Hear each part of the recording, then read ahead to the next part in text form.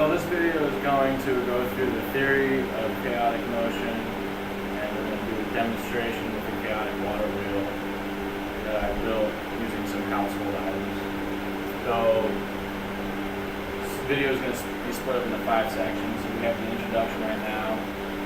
The next section is going to go into what chaos is, looking at a sample chaotic map. And we're going to go into the theory of the water wheel, how the derivations for the model came about. We're going to explore the model of the water wheel. We're going to finish up with a demonstration at the end that will tie everything together and show that the model that we've come up with in the theory section actually happens in real life.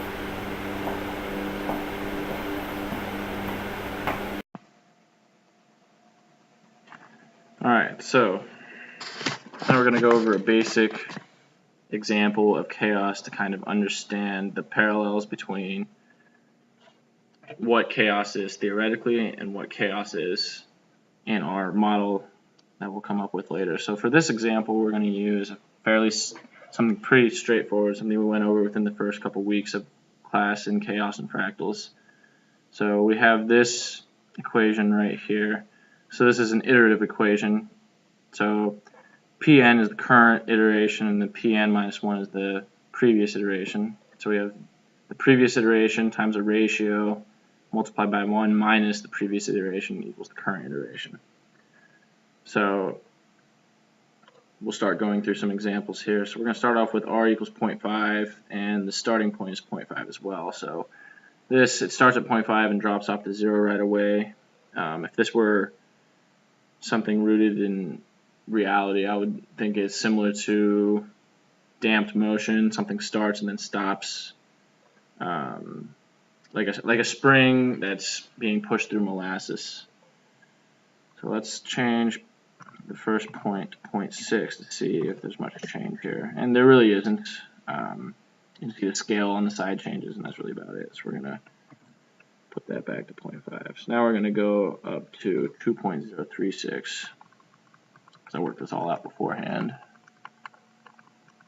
So you can see it's as the steady state is now, instead of being 0, it is a constant.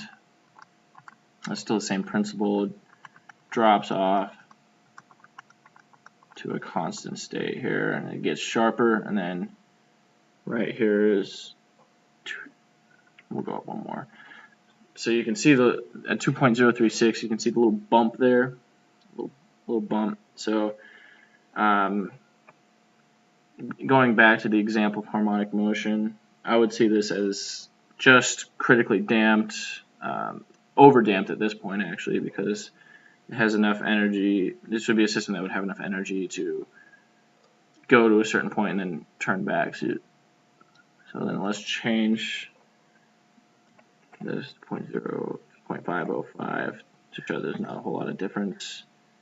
I mean, there's slight difference, of course, but if we do Control Z and Control Y, you can see that it still acts the same, and it still goes to the same steady state. Not a whole lot of difference. So we're going to kick up to 3.028.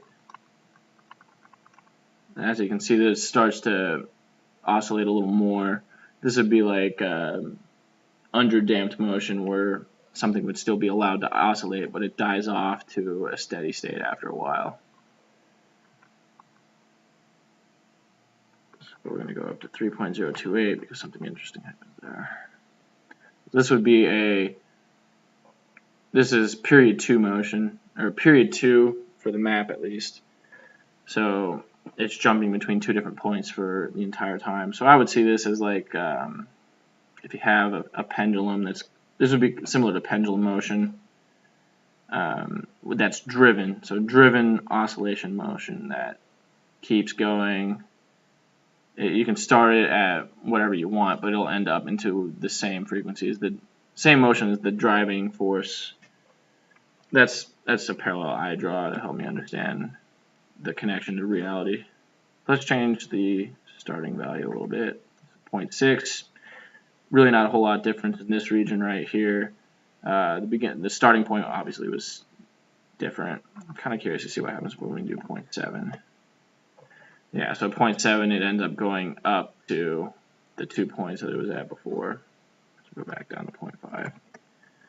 So now, let's go up to 3.604 for the most interesting map that we have here. So you can see that there's some differences here. There's like different period points here. Still pretty consistent throughout the whole thing though. However, whenever we get to 3.604, this is where we find chaos because it's seemingly random. It follows a pattern kind of. I mean, you can have upper bounds and lower bounds, but the reason this is chaos is that we can change this from 0.5 to 0.501 and see drastic changes between the two, specifically between 0.78 or 78 and 128. So the one definition of chaos is that's where there's period 3 in a map. That's great and all, but I'd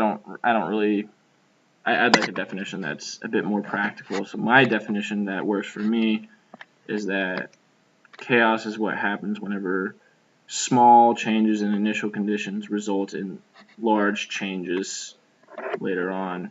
So when we get into the model for the chaotic water wheel, we'll see the very similar behaviors to this map that we have here that we can then use to predict what will happen when we have the demonstration much later.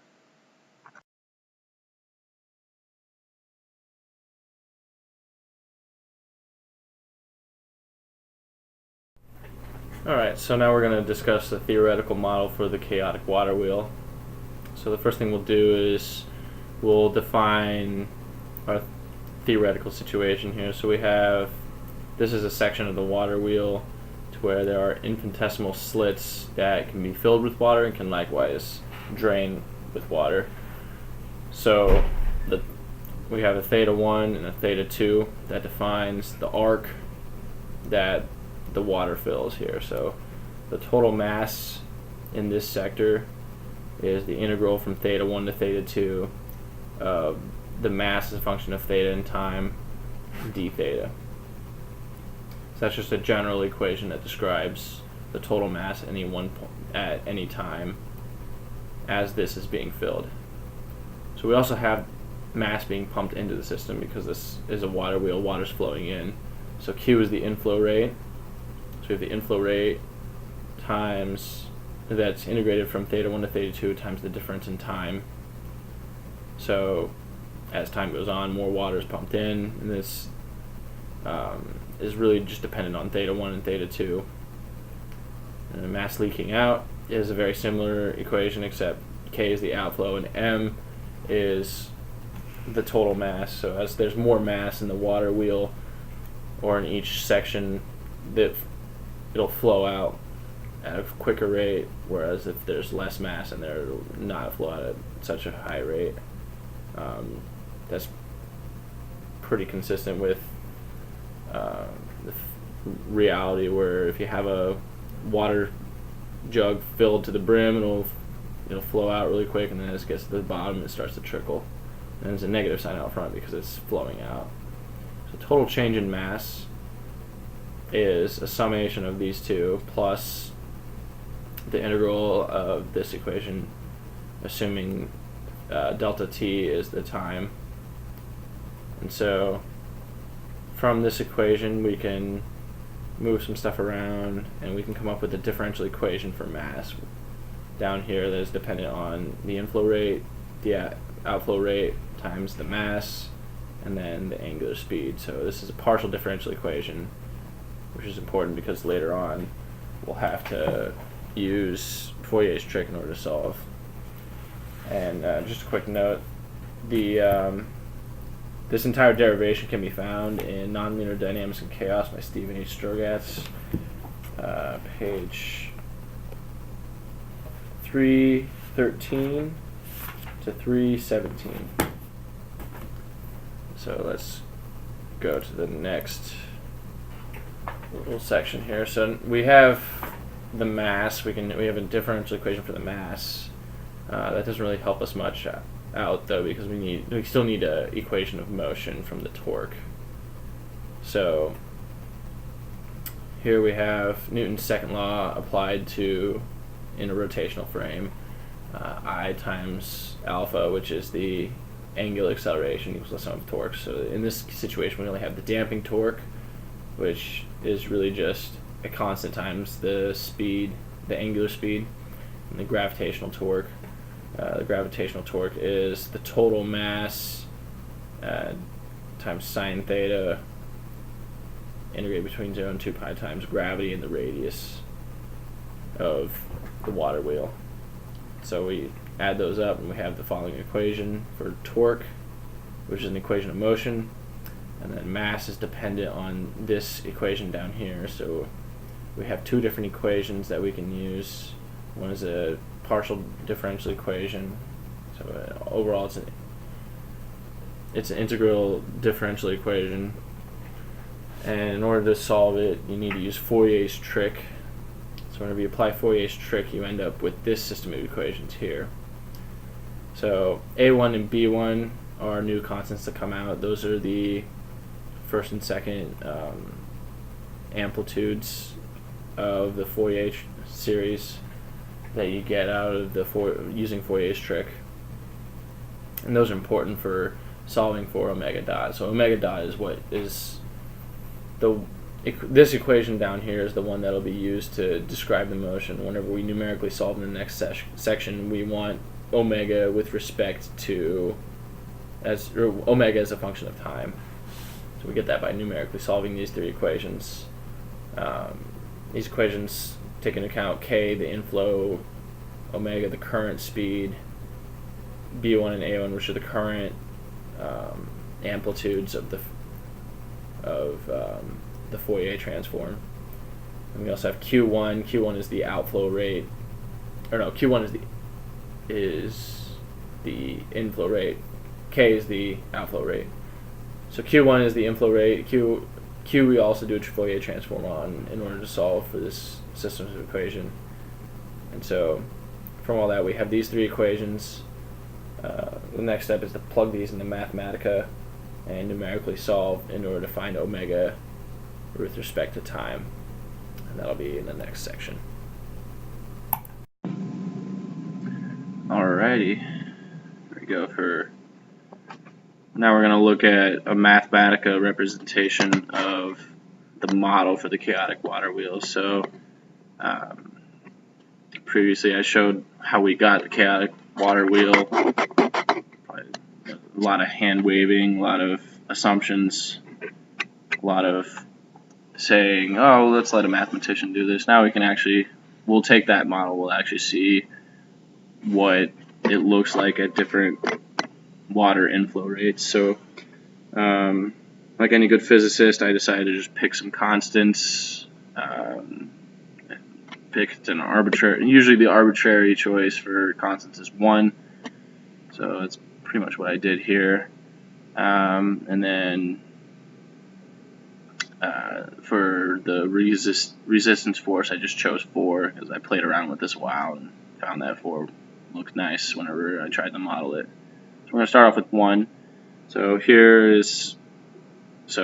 Z is the omega, the angular velocity of the water wheel. So you can see where this would be a case where the angular velocity would drop off to 0. So this would be like over damped motion, kind of similar to the first case that we looked at for the map that I had. And then so if we change the initial conditions just slightly, just change it to 0.05 for all these. Again, no real difference. Let's go change the 1 to 1.3 so we can look at some stinking cool physics here. So this is really interesting. This is to be a rate in which there's kind of a bend here.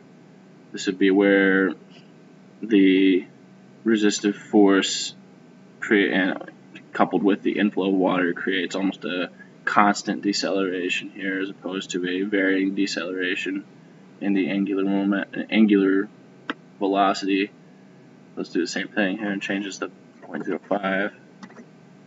And again, there's no real change from the predictions with the different initial conditions. Now let's go up to 1.4. This will be right past the point of critically damped motion. So you can see where it dips and then goes to a steady velocity. So as I'm imagining the water wheel, this would be like it kind of goes and then stops for a little bit and then just kind of goes into a steady rotation. So let's change the initial conditions again here. Again, no real change.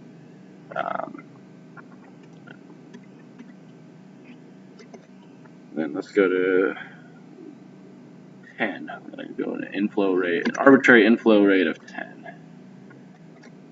So this would be a harmonic motion that dampens into a steady state. So this would be like the water wheel speeds up, slows down, speeds up, slows down, speeds up, slows down, and then eventually it goes into a steady angular velocity spinning around.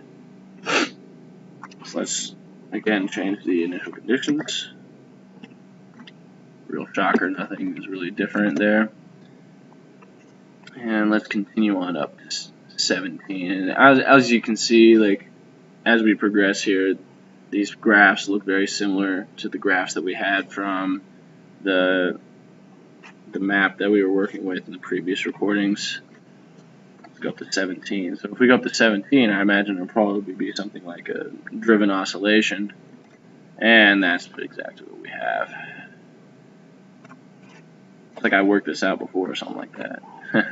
Alright, so I'm going to change the initial conditions again. No change. No surprise.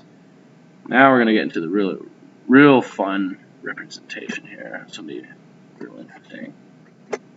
So this is where we have the chaos. How do I know we have the chaos here? We can change the initial conditions very slightly. So that's roughly a 1% change.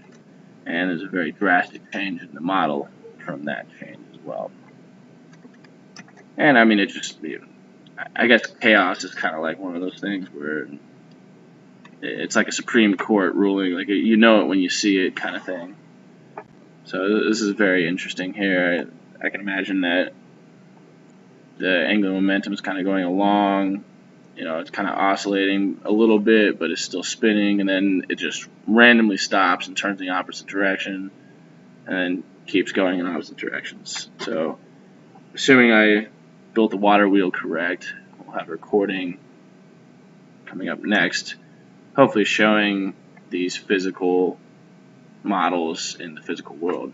Because what good is a model if you can't see it in real life, you know? So, we'll get to that next. Alright, so we've had the theoretical model, and we had two different cases of chaos from both the map that I discussed at the beginning, and then we also looked at chaos in the actual model for the chaotic water wheel. So now we actually have a chaotic water wheel. So this is a ceiling fan, a bunch of Tupperware pieces, and a lot of duct tape. So this was made with mostly household goods from the cadet store. So if you look at the bottom here, you can see there's a big hole in the bottom and then 4 smaller holes. So that I took a little mini screwdriver and poked the 4 small holes, and the large hole is actually bored out with my cadet saber. And I had more holes to begin with, but then I plugged them up. So this whole system can spin with relative ease. And in the next segment, we'll actually look at what happens whenever we run water under this. So thinking back to the model, there was this low flow of water. You can see where the water wheel would start and then stop. So let's see if we can get that to happen here. Just like that. Alright. Follows the model. That's very good. Let's increase the flow rate a little bit. So whenever we increase the flow rate, this should be reasonably steady rotation with an oscillation of the angular frequency. So let's see if we can get that here. There we go.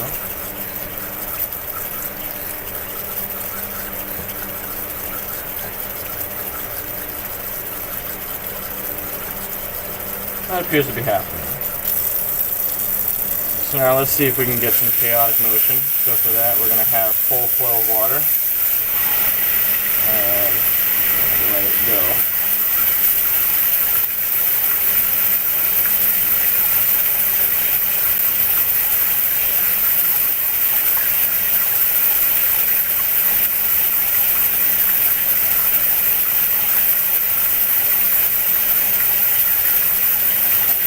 Alright, try that again.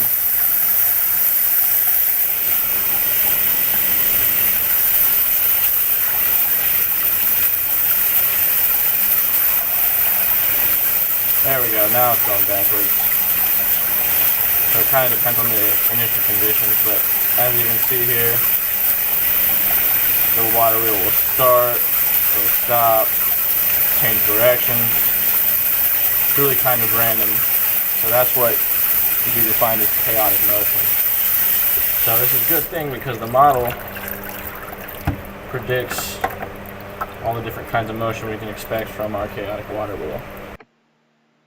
So we started off today looking at a simple chaotic map that we went over into class chaos and fractals to kind of figure out what chaos is. I then did a very shortened derivation to figure out the equations of motion that describe a chaotic water wheel, an ideal chaotic water wheel.